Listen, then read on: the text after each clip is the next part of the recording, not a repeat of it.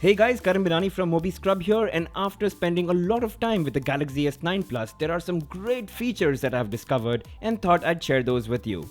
Starting with the first one, you can connect your S9 or the S9 Plus to a LAN connection through a simple adapter and enjoy much faster speeds. And we all know that LAN is faster than Wi-Fi. So let's test it out. Now I am connected to a 5 GHz Wi-Fi network right now, and I'm getting download speeds of about 161 Mbps and upload speeds of 216. When I connect through a LAN connection, and I can just show it to you that I am going to disconnect my Wi-Fi and my mobile data is off.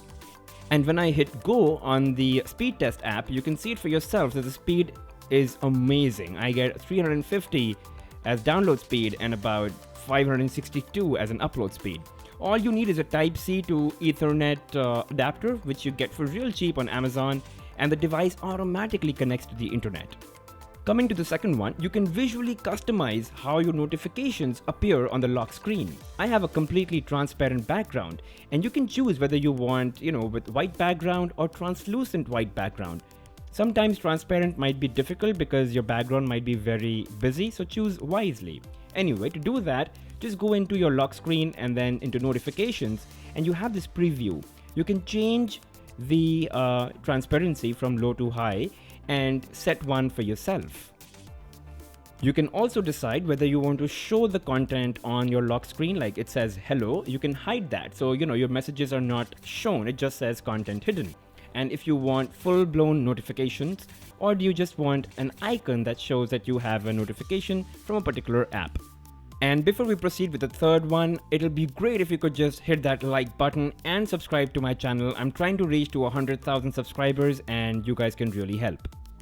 Alright, the third one. I've always wondered if I could manually control the brightness of the always on display, and it turns out that I can. So if I am looking at the always on display, I can increase or decrease the brightness. So if you go into your settings and go into lock screen and then go into always on display settings, you can turn off auto brightness first, and then you can manually set the brightness of the always on display. And you can do it either from here, or you could just double tap the always on display as I did in the beginning of this tip and control it from there.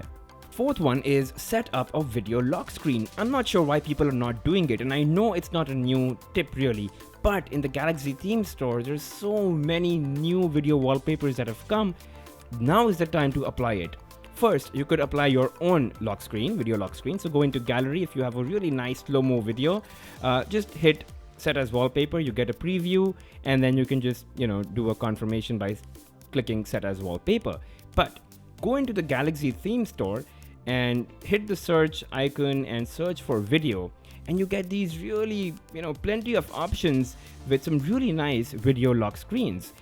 There weren't there as many as there are now, and hence this tip has come back. But again, I think it's great to have it, so just apply and try.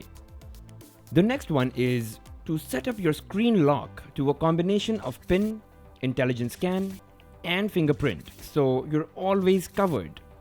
Intelligent scan is nothing but a combination of face and iris scanning, making it super secure.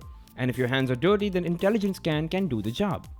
If your phone is on the table, then the PIN would be the most handy because you don't have to pick your phone for either intelligent scan or fingerprint scanning.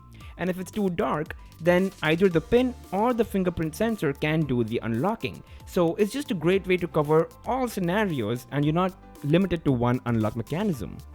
The next one has to do with the performance of the device, and if you look at the device maintenance parameters right now that I have, it's 63 on 100, which is really unhealthy. Now I could either manually optimize it each time by getting into device maintenance, or I could just schedule an auto restart at a particular time and day, mostly in the night when I'm not using and I'm sleeping, so that it just restarts and comes back to a very sane state, and I don't have to hit optimize now each time. Coming to our second last tip, the Galaxy S9 and the S9 Plus simply have one of the best bezel-less displays. And a lot of apps are already optimized for full screen experience, which is top to bottom with no black bars. But then there are some apps that are not, and I'm sure you would have noticed that there are some apps that have, top and bottom as black bars. So you could go ahead and turn them on manually under display settings in full screen apps. and have them run full screen. You might have some loss of information on the top and the bottom, but not so much. And the last one has to do with sound and quality effects. This is probably the most underrated feature in the Galaxy S9. Now, you won't always have the best music player or the best earphones that match your expectation. For example, I have these OnePlus Bullet wireless earphones that have great treble, but not enough bass.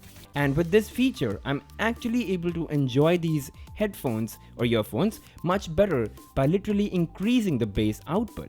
Also, if you're not happy with the output, you could connect your earphones or headphones. Once you're done with that, scroll down to Adapt Sound and you could choose from one of these presets. It essentially personalizes the audio output better for your listening experience.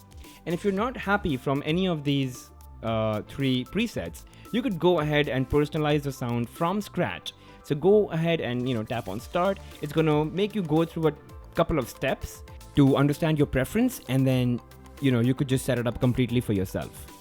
So that's it, guys. Those were some new tips and tricks that I discovered in the Galaxy S9, the S9 Plus. A lot of this is applicable to the Note 8 as well as the Galaxy S8. So go ahead and try those out. Don't forget to subscribe and hit the like button.